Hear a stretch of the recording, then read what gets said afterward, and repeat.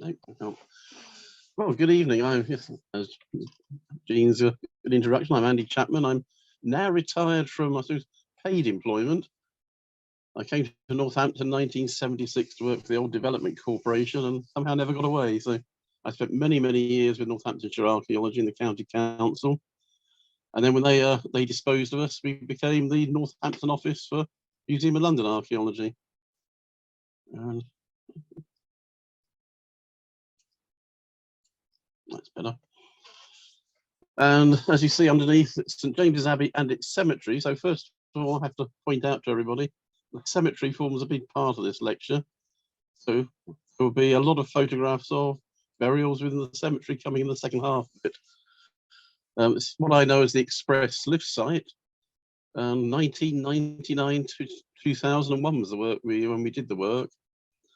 For various reasons, hasn't yet got to publication, but it's the last of my big excavations that needs publishing, and hopefully the report will be out in the next 2 or 3 years. So as you see there, it's that's the old Express lift factory after it'd been demolished, and we were excavating inside it on the cemetery, and you can see the rugby ground in the background. So let's start exploring St James's Abbey. So, trying to get that out of the way. The Augustinian Abbey of St James, Northampton, was beyond the medieval town. So I put in, there's the little outline of the castle. So we have the medieval town in here. And of course, within the medieval walls, there was a number of religious houses, perhaps most notably St Andrew's up at the northern end of the town. But outside to the south, there was Delapre Abbey.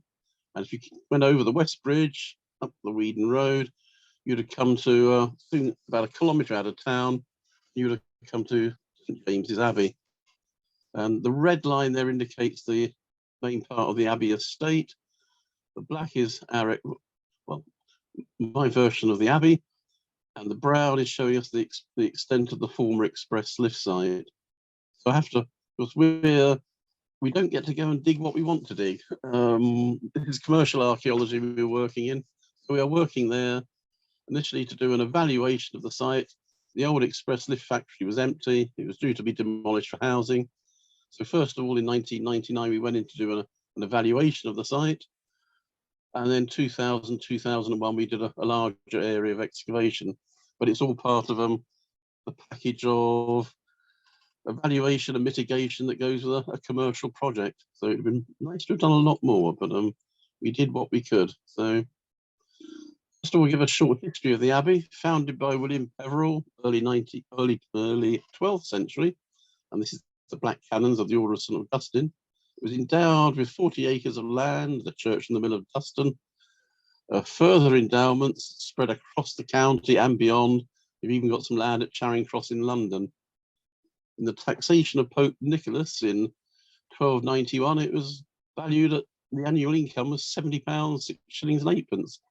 And I had a look this morning and found that if you go on the National Archives site, they have a very useful little conversion table, so you can actually fill in a medieval date and find out what it's worth in modern terms. So apparently the purchasing power of £70 in today's prices, that'll be about 51,500. Well, that was 2017 prices. Today it'll be about £60,000. And apparently in the medieval period, you could have bought 82 horses, 155 cows, 304 fleeces, or 7,000 days of a skilled craftsman. So, although it's founded in the early 12th century, it starts off as a priory, and it's only in 1173 that we get Ralph, first abbot of this church, and his canons, leaving their former inhabitation, wherever that may have been, to occupy the new church of St James, and they began to inhabit the monastery. So it's taken a long time to get the Abbey Church and the whole monastery built. And they're only there about 50 years. And of course, then there's a serious fire. So disastrous fire in 1223, 1229, the king grants them a couple of oaks from his land towards the church tower. 1290, 12 more oaks, they're coming from Salsey Forest. And in 1301, An indulgence for 20 days is offered to anybody who's contributing to the rebuilding fund. So it's only 1310 when you get a license granted for the dedication of 2 altars, 1312 a further 2 altars. So obviously by that time the church is rebuilt and they're basically doing the internal fitting out. So it's taken them a long time after that fire to get back to where they'd been, well, some 70 years before. But back a bit with some history. 1268, they get the license to hold a fair on the eve of the festival of St James, and that fair was to continue even after the dissolution, and later on was actually moved into the town. With the expulsion of the Jews in 1290, they're granted the Jewish synagogue and other nearby Jewish houses on payment of 1 penny a year to the crown. And that's prime land. That's that whole block of the Sheep Street, the old covered market, now the bus station. So you've got a large block of land right next to the market, so worth a lot of money to the Abbey. Use of in return for the grants from the king, was abbeys generally were used as they were a safe bank. So if the king had his tax collectors out, they're collecting their taxes and rents, the local abbey was a safe place where you could store the money as you were going around collecting. Of course, in return, aging royal servants could be sent to pass their final years at the expense of the abbey. We might see some of those later. This was not a popular practice with religious houses. Of course, there was no income and you had to feed these people.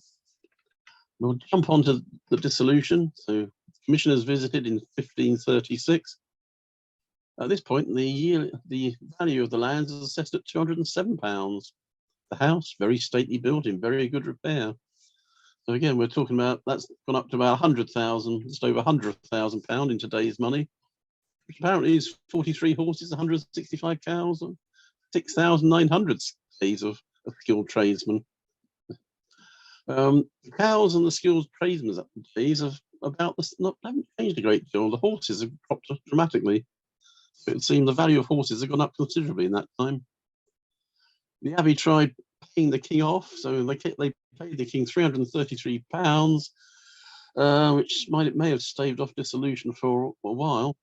But in August of 1538, the deed of surrender was signed, and if I could read my own writing, and the abbey was, oh yes, and the abbot received a pension of 40 years, and smaller amounts between £3 and £6 went to the canons. And all of that, of course, is lifted straight out of Reverend R.M. Sargent's superb history of the Abbey from 1906. So well worth getting hold of a copy of that if you want to look at a lot more detail of the Abbey history. The monastic lands were granted to Nicholas Gifford of Duston, who would also be one of the commissioners who was assessing the Abbey before the dissolution. And he built a mansion on the Abbey lands, no doubt dismantling most of the Abbey buildings in the process. And his property, the family sold it on in the middle of the 17th century. After that, it got broken up into smaller plots. So the goodly barn, supported by 12 buttresses with 2 large porches on the south side, it's still been standing. So the Abbey tithe barn has still been standing in the mid to late 17th century. But with the breakup of the property, that too disappeared. So we could have had a lovely tithe barn alongside the Weedon Road, but not. So the extent of the Abbey estate. So we're back onto that map. That's the triangular 40 acres of land with the Abbey at the centre of it. And of course, that's the old express lift work. Next door, of course, with the Abbey Close is actually, of course, now the Saints Rugby Ground. And there's Lift Tower. The Abbey Close, the close where the Abbey building set was later listed as a fair yard. So we've got a series of closes. We've got meadows on the low-lying ground to the south towards the river. And this is known as the fair yard. And I wonder if after the Abbey buildings have been demolished and levelled, whether that plot of land wasn't a great deal of use. So that became the site of the Abbey Fair, of the old Abbey Fair for some years before it got moved into the town, is a possibility. So a few more maps. This is the first edition OS map, which is quite interesting because there's our triangular plot of land. We can see Northampton starting to expand westward and starting to move on to the old Abbey lands. And interestingly, to the west, we've got the extent of some of that dust and quarrying. We've got the old tramways coming in here, and we've got the dust and brickwork. So that's that easternmost extent of all the damage that was done to Duston through the late 19th century. What it does show us, of course, as well, is how effectively they'd removed, there's the Abbey in there, they'd totally removed from the map. We've got the Abbey farm, which may be related to perhaps the Gifford family, but and of course next door we've got the tavern and the bowling green. That's going to become, and that'll become the site, of course, the rugby ground, Franklin's Gardens, and then later, as in 1939, here we've got tennis courts still at the front, and the first Franklin Gardens Stadium at the back. And here we've got the Abbey Works, has appeared, of the express lift factory. The town still expanding westward again onto more of the Abbey lands. The quarry to the west is now deserted or disused. So it brings us more or less up to date. And I just chuck this one in. The Abbey Works for the Express Lift Company. So the original factory of 1910 was at the front there, with a little office block in front of it. Of course, they were making very good profits in the First World War doing munitions work. So they actually, in 1918, they extended the building on the profits they got from the munitions work during the war. And again, in 1940-41, it was again extended again when the whole lot was given over again to munitions work. So there's an interesting story there with the lift factory and its development from 1910 onwards. Of course, an American company bought the Express Lift Company, and within about, I think, 2 or 3 years, the factory was closed down, deserted, and sat there empty for some time before the proposals came in to demolish it and develop the whole site for housing. It was that stage that we went in to do an evaluation of the site, knowing that it was part of the old Abbey lands, but that was about it. The site of the Abbey was not, well, various people have speculated, but essentially the site of the actual Abbey buildings was unknown. I think I have to say that. So we went in, first of all, move on to this map. We put in a trial trench across the bowling green, another trial trench on the car park, another one in there, another one there. So we trial trenched on the open land at the front. We also went down and put some trial trenches in down there. That's right down on the meadows. They were deep and of no interest. And then in early 2000, we got inside the factory. So we'll have a look at what we managed to do. So I got lucky. That's our very first trial trench. That, believe it or not, that was a bowling green, obviously disused for some years by them. There's the Weedon Road in the background, the car park, the bowling green. That's our very first trench. And Steve there is standing on top of the north wall of the Abbey Church. We hit a mass of mortar and stone fragments. And so our very first trench, we got very fortunate and bang onto the Abbey Church. We moved across to the car park, and the same again, you can see it here, this great mass of mortar and stone rubble. In fact, Simon there is standing on top of the wall trench, the north wall of the Abbey, but it's all been robbed out. So what we've got is the backfill of rubble and mortar. And this is actually slightly inside the Abbey Church, where again, we've just got this thick layer of mortar and stone. One of the stuff, I think it's that one we pulled out. And so there we've got a mullion from the Abbey Church, and you've got the groove for the glazing, the worn outer face, and inside we've still got the whitewash. We've still got the whitewash on the mullion. And in addition to that, we were also getting fragments of painted window glass, bits of lead came. So again, I think it's all adding up. We had a massive wall, and oops, I want to jump onto that. Yeah, we had a massive wall, and we were getting lead cames, window glass, bits of masonry. So it wasn't much doubt that we were on the north wall of the Abbey Church. Having demonstrated there was a major building at the front of the site, it was the following. We couldn't actually get into the factory at the time, so we came back early in 2000 and we got inside the lift works, all empty at that time. All the machinery has been stripped out, and we put in we used through the concrete floor and excavated a series of trenches. And I got the map. There was a very good reason for going inside, because this is a page from the House Journal of the Express Lift Company, September 1970. And at this point, they were putting a new press. It was a big, massive press that presses out those big panels for lifts. And that was being installed in the old part of the factory. So they were digging through the floor so they could put in a much bigger block of concrete underneath to make sure it could take the weight of this new press.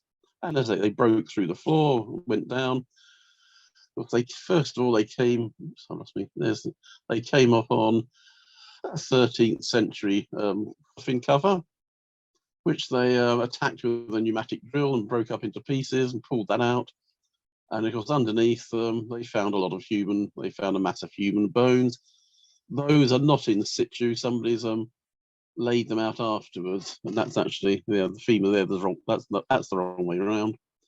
So they laid out some bones just to demonstrate that they were human. So somebody who'd been working at the factory in 1970, came along and actually showed us the star there marks the spot where they put that big press in 1970. So we knew there was a cemetery lurking in that area, and we put in trenches to either side there, more trenches here. That produced some buildings and a stone-lined drain. No buildings, a drain in there, but no buildings. So the only trench that produced human remains was this one. We had some bodies in there, which we left in situ. That one actually produced part of another small building. So at that time, this was the extent of our knowledge after the evaluation. We've got a major wall here. We picked up another wall in this trench there, further walls there. We've got a cemetery, buildings here. So this was my first stab at reconstructing the Abbey from that very minimal information. So we were saying Abbey Church there, potential transepts, cloister, and a cemetery down in that area. So on that basis, we did get some more information. Having got that far, well, it's a matter of what was going to be excavated. So this is a later plan. Essentially, at the frontage, we've got the entire Abbey Church, the cloister, and the associated ranges. And of course, the Abbey Church would have been full of burials, plus the cloisters, the chapter house, etc. I think the developer got a bit worried at that point. That I think they asked me how much that would, I can't remember what I said for a cost. They asked me what it would take. I said, well, I actually think we'd probably need about a year at least to excavate the entire Abbey Church and all its cemeteries. So at that point, they went to the curatorial archaeologists in the county council to negotiate a deal. And the agreement that was struck was that they would bury the entire frontage of the site. So they imported soil, and that whole lot was buried under a metre or more of new ground. And of course, it already had a certain depth below ground anyway. The entire area would be reburied. And for the foundations of the new buildings, it was actually one of their blocks, was actually more or less bang on top of the Abbey Church. So the new foundations would be in this made ground and wouldn't go down to the level of the Abbey. They did actually put a service trench in there that actually went into the Abbey floor and disturbed intact floor tiles. But the deal there is they preserve most of the site. When you're allowed 5% of damage, if your associated works are only damaging 5% of the underlying archaeology, that's considered acceptable. So we didn't get to do a great deal more on the Abbey Church, unfortunately. We did see some little bits. Here they dug out an air raid shelter, so we got a bit of that wall. There's another trench here where we picked up part of a wall at the end.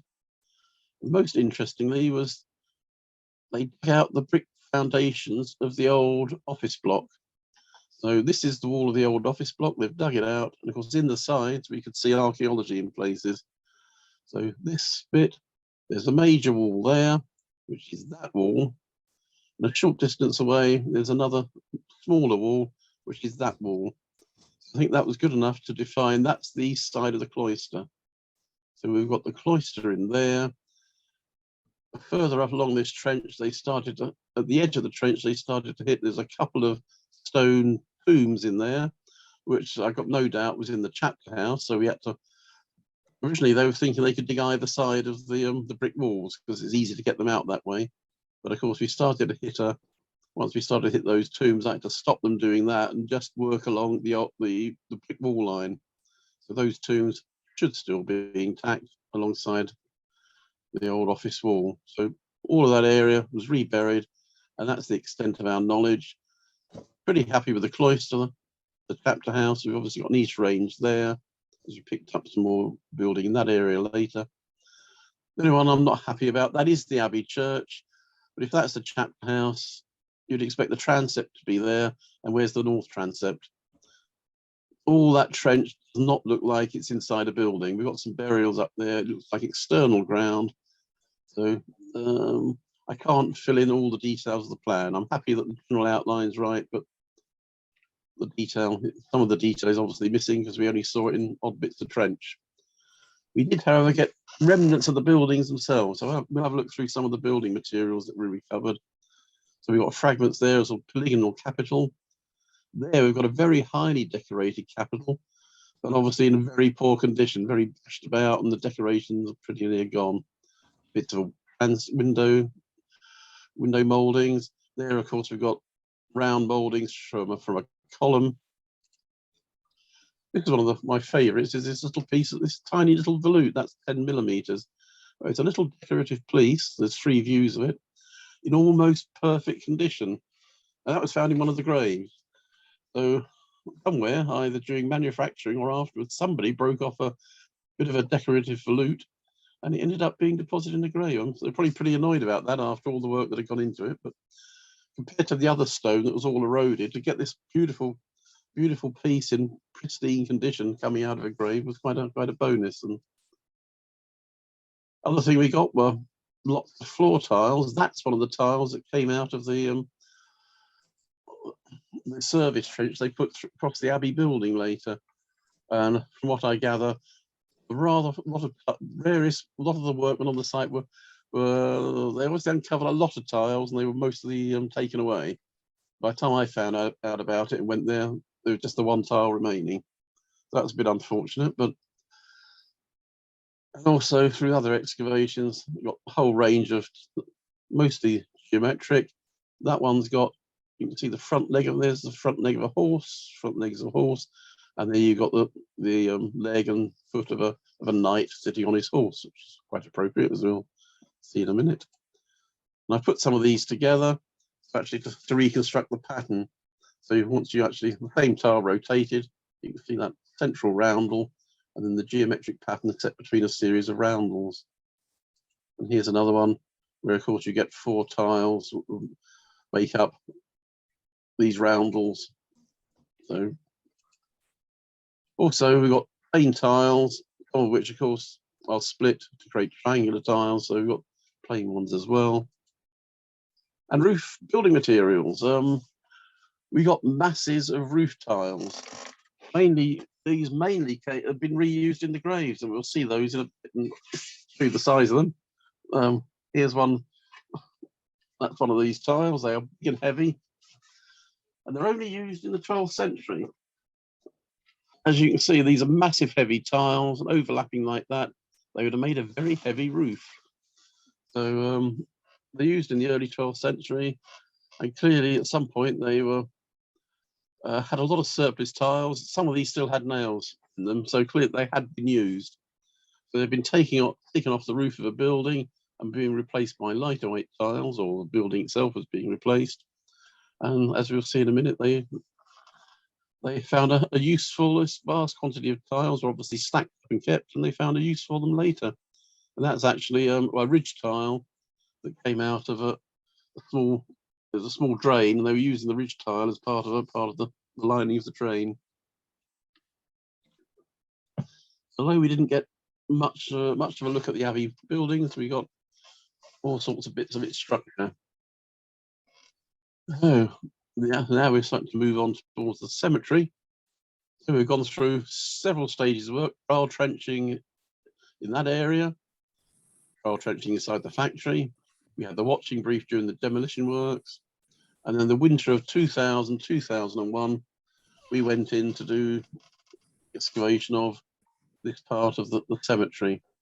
So that was all being due to be backfilled. Well, it had been backfilled by then and covered over.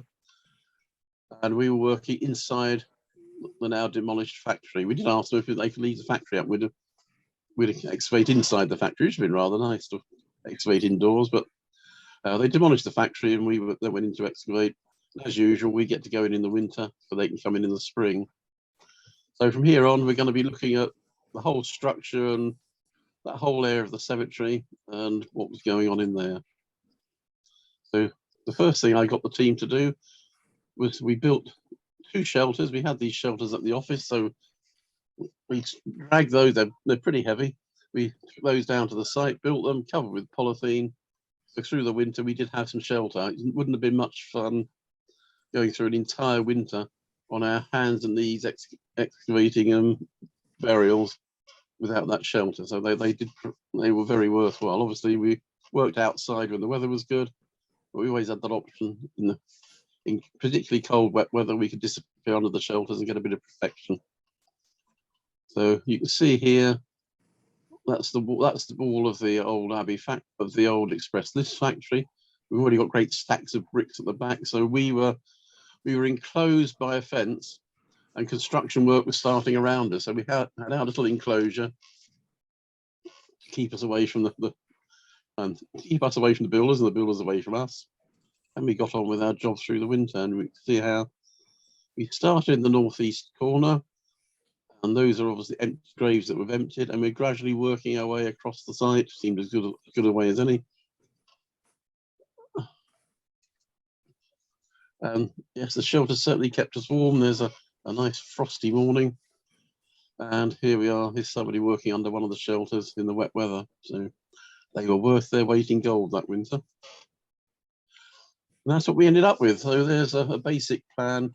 That's most of the bodies. We couldn't. Some are actually, in some cases, there's bodies literally underneath a later body. So there's a few that don't quite fit on there, but that's 295 numbered bone deposits is what we ended up with. I call them bone deposits because, of course, while many of them will be an entire skeleton, there's quite a bit of disturbance, especially in that area. So in some cases, the bone deposit is rather small. Literally, I think in one case, we'll see it later, there is a foot. So you can already see some of the structure. There's nice rows there. It all gets a bit messy up there. But on the south side of the cemetery, what we came up with is there are 2 chapels. Now, that outline, that's the big concrete base that they put in 1970. So I put in there, that's the grey slab that they lifted, they broke up at the time. And then in the next chamber, we've got a stone-lined tomb, and Hittite. We've got 2 high-class tombs set in their own chapels, and you can see here how burials are clustering up against that wall. So these are my, as I still haven't written the site up, you'll have to make do with my rough sketches. The development of the cemetery, I've broken it down into 4 phases. So in phase 1, we've got our one chapel with its grave slab, and it's all some burials coming up against the wall, and we've got 3 and a 4th row. We've got 4 rows, nice, neat, tidy rows of burials. There's a bit of an odd cluster up here in the corner. In yellow, these are lined with those old roof tiles. Purple are some form of stone cyst. Brown is where we know there's definitely a wooden coffin. And the ones in green have other stonework associated with them. So these early burials, with this very high proportion, are high-class graves. They're tile-lined, stone-lined, wooden coffin. So ordered rows, lots of tiles, stone-lined graves. So I think it's pretty high class at that time. Phase 2, they start filling in some gaps in those rows, and they've now rebuilt the chapels. There's now they demolish and rebuild the back. Well, they demolish the whole lot and make it into what appears to become a row of chapels, and add on another little side chapel there. And they add in new rows at a slight angle to the earlier ones. They're respecting the line of this train. And in the main part of the cemetery now, there's very few that are tiled or stone-lined, or that we can be certain had wooden coffins. Although we've got our knight in his tomb there. This chapel, though, has got some high-class tombs as well. So that's That's another stone lined, and these have got wooden coffins. Phase 3, it all breaks down totally. There's no organised row structure. We get a stone coffin coming into the graveyard with burials clustered around it, scattered burials, but there are some, I think, are little groups. So it looks at this stage, I think we're very much going over to perhaps family plots. And again, there's no obvious stone, tile or stone lined graves. We're going down market, but we've also, I think, a change of use in that we are getting, I think, family groups coming in, family plots. Then the final period of use, right out on the east of the site, there's a couple of new rows appeared. Some of these it looks more organised again, but I also still suspect we've got some little family plots within that. So it's a bit more organised towards the end. And there's our stone coffin. There's still burials clustering around that stone coffin. I think generally lower status, certainly secular in its final stage. In the earlier stage, it's probably high class secular. So who was buried there? So about 295 numbered bone deposits. 278 were complete enough for our bone specialist to analyse. 219 male. There's more mature males, and when I say, and some of them literally are toothless, which is in the later phases of use. And I suspect some of those are people that probably ended their days in the Abbey infirmary. But we've got 36 females. 20% of those are in coffins, whereas only 10% of the total are certainly in coffins.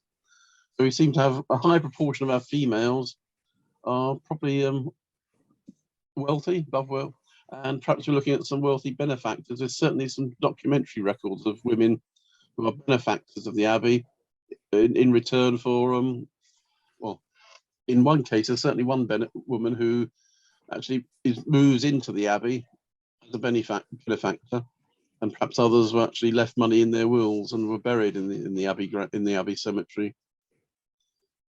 23 juveniles. The youngest we've got on the site is 1 to 2 years old, but that's exceptional. There's 5 7 to 12-year-olds and very assorted teenagers, and they're only in the later phases. So I think those younger people are probably part of these family groups that are going in the later use of the cemetery. So basically reiterating what I've just said, that's our tiny 1 to 2-year-old. So ordered rows of burials, many in stone or tile lines, some wooden coffins, probably high class secular burials, and we've got a knight under an effigy in a chapel to the south. Phase 3, breakdown of row structure. We've got a stone coffin, somebody important, possibly a priest to the west, with burials clustering around it, and possible family plots to the new northeast. Phase 4, new rows to east, but continued use of family plots, some juvenile. So it goes through stages of the use of the cemetery, changes through time. So we'll start having a look at some of the detail. The only surviving surface grave marker was this plain ridged slab of ironstone, and there's with a footstone at the end, and there's the footstone with this, not quite sure, that bit of decoration on it. This has obviously been exposed to the elements for a long time, was well pushed about, and that's actually our machine that caught it. So this is actually, as we were machining, this one appeared while we were machining down to the cemetery level. Nothing else stood above ground apart from that one single marker. There's our only rather lovely stone coffin, which is now it's in the lobby at the Archaeological Resource Centre at Chester Farm Estate. So it actually broke in two when we were lifting it, so it's in two halves now, but it's sitting there in the lobby at Chester Farm. But of course, that originally had a cover. That cover's been exposed to wear. You can just see part of a ridge there, so it would have had so that's the bottom end of a cross. But of course, it's been exposed to the elements for some time. It's then been smashed up. This would probably have happened at the dissolution. And of course, as a stone coffin, it could have been a priest. If he was a priest, he would have had his silver chalice and pattern. So there's quite a good chance there that the dissolution of the monasteries, somebody took off the grave cover, hoping to find something of value inside.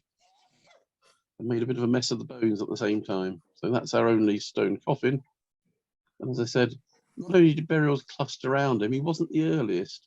That's a marker stone for the head of an earlier grave. So literally that stone coffin was put on top of an earlier residence. So there's somebody, perhaps again, somebody of importance underneath, then the stone coffin, and burials cluster in that area all the way through the use of the cemetery.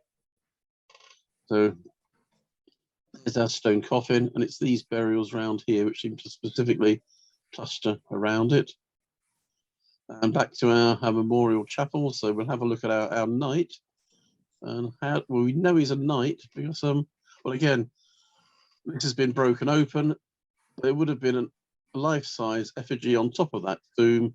It's been removed and broken up. The one we got was part of a leg. So we've got the lower leg with its chainmail, and there's the stirrup strap. So we got part of a leg that had dropped into the tomb. So quite clearly, it's come from a life-size effigy, and which would indicate that he was a knight in his tomb. Hasn't done too well. Generally, the bone preservation on the site was good, but of course, he's in a tomb lined with ironstone, which is a bit on the acid side. So of course, his bones are far less well preserved than many of the more humble people who are just put in graves, in plain graves. So it isn't necessarily a good thing having a tomb. It depends what you want your bones to survive or not. So in very poor condition there. Around the chapel, we've got some other rather lovely ones. There's another nice stone-lined tomb. There was an upright stone at the end of it. But when they built the little side chapel, they broke through the end of the grave. The stone got pushed over, and his skull ended up down there. So that's before we excavated. So we've got the grave covered with these rather rough hewn stones over the top, but underneath, beautifully stone-built, stone-lined tomb. There's the same tomb again. There's the footstone, and there's an earlier grave, and that too has a footstone as well. So a few of them have these vertical stones that may have been once stood above ground, and has perhaps been broken off at a later stage in the use of the cemetery. Here we've got somebody with just a much simpler, just thin slabs of limestone lining the side. So that's got a full built wall. Here we've just got stone slabs lining the side of the grave. All sorts of variations come up. These slabs are actually part way down the fill of the grave. They're not right on top of the individual. There's the person underneath. So possibly they may have been in well, no, probably weren't in a wooden coffin, but it's almost as if they partially backfilled the grave, and then they've laid stone coverings over. A few more here. There's a head recess built in stone. This grave's been disturbed, but a nice stone built one. Another one here, lined with stone, and with a nice little head recess at one end.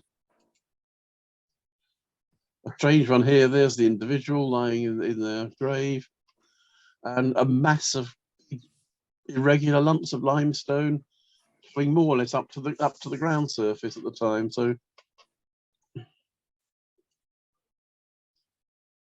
and here we got one of these remind me. You see this sort of practice in certainly in pre-conquest cemeteries quite a lot, where you get big stones covering part of the body, but they never laid directly on the body. So the body underneath is in perfectly good condition.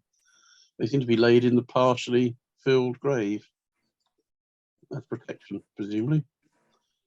Our two deepest graves are right down at the water table. So again, they haven't survived too well. And that one again, they've built a partial stone-lined grave with a head recess.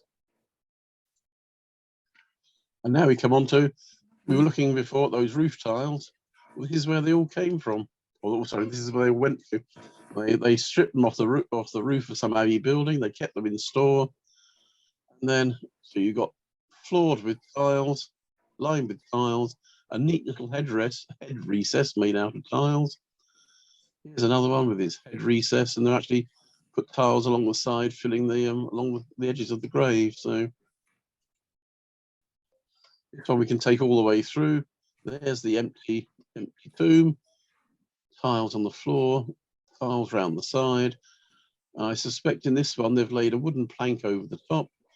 Then they've laid tiles along the edges of the wooden plank to hold it in place. And there's our individual in his tile-lined tomb.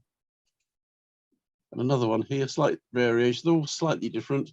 In this case, there he is lying the tomb with the head recess.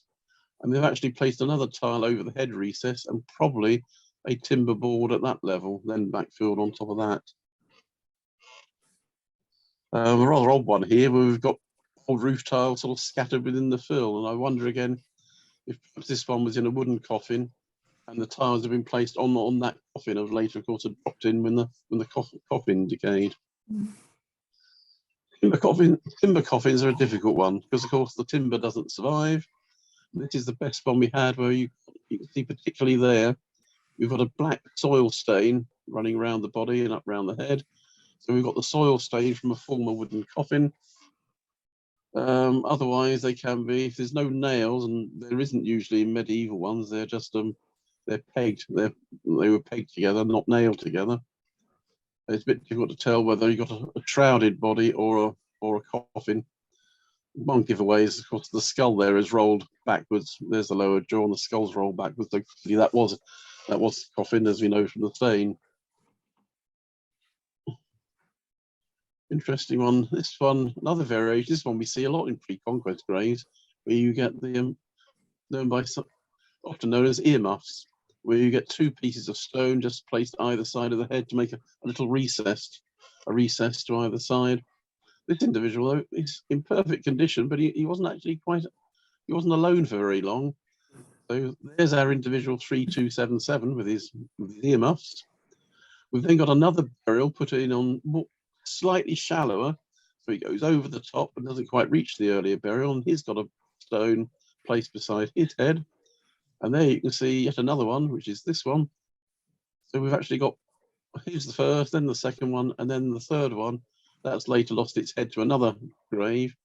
For some reason, his femurs have gone as well. I'm not quite sure if we ever explained where the femurs have disappeared to, but we start to get into some of that northeast corner where things are getting quite busy. And you do wonder, with a case like this, is this potentially a family group where they've just shifted the grave along slightly each time, and literally you've got one generation on top of another. And this is the one it's long. When the last time I did a lecture on express lifts was back in the early 2000s, when it was an old-fashioned slideshow, and it was somebody, I think it was only Historical Society. And so what they did was they rested in pieces. So it wasn't rest in peace, it was rest in pieces. And this is part of that northeast corner where you've got a major amount of recutting. So it all makes sense if you look carefully. 3085, you've got a right arm and some ribs. It's partly been removed by a grave there, partly been removed by a grave here, which were already excavated.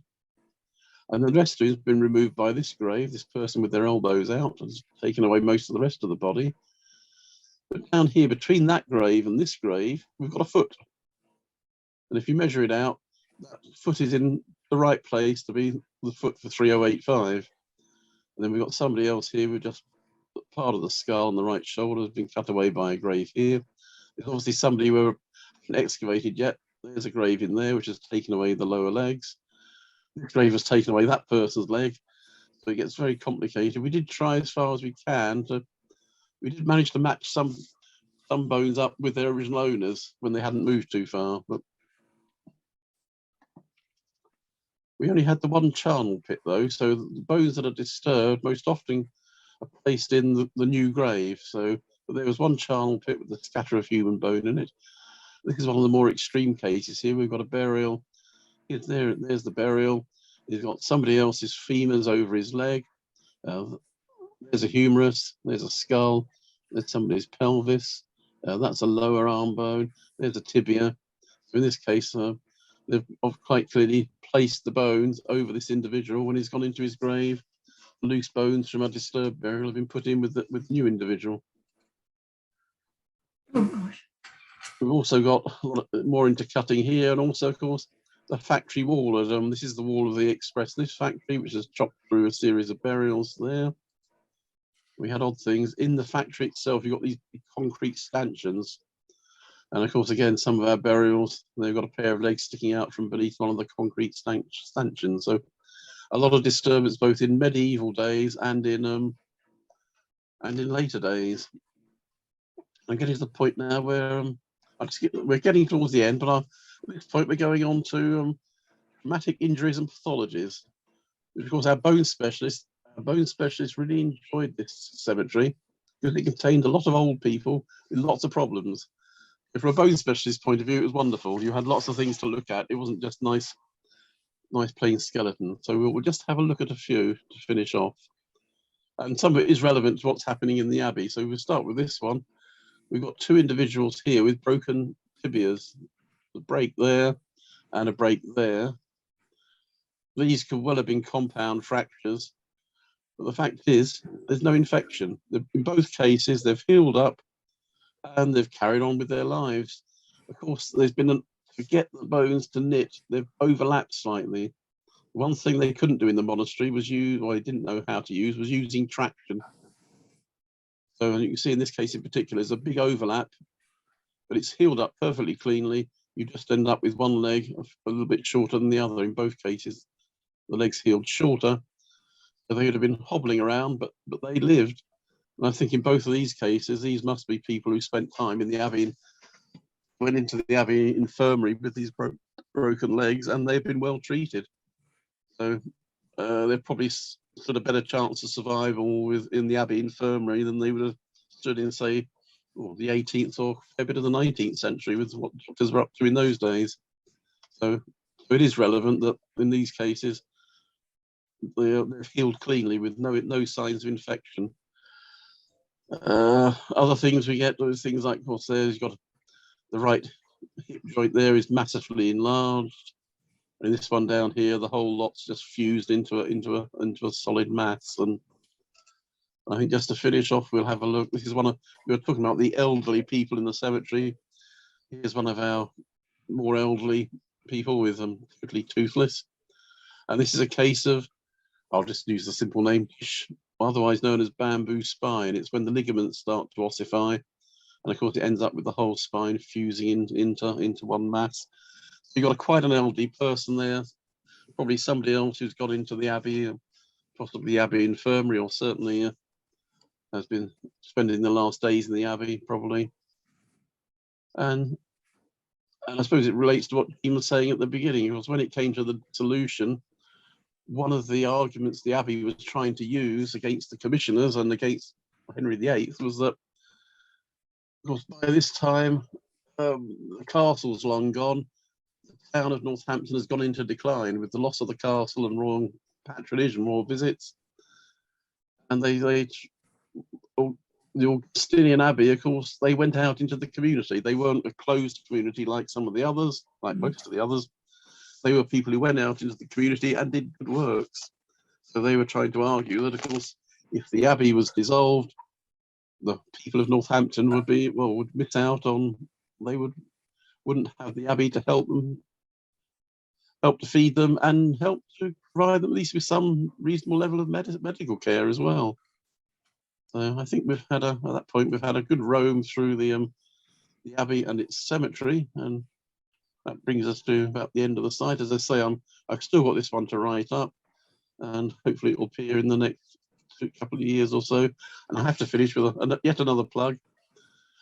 Once upon a time, I had hopes that the James Abbey might appear in this volume, but at 490 pages, it's already far too long. And if anybody hasn't got a copy yet, it's still available from Northampton Archaeological Society. You can email us on nas196674@gmail.com, or go on the website, and there's an order form available. So I think that point brings me to an end of the story of St James's Abbey and its cemetery and the occupants of the cemetery.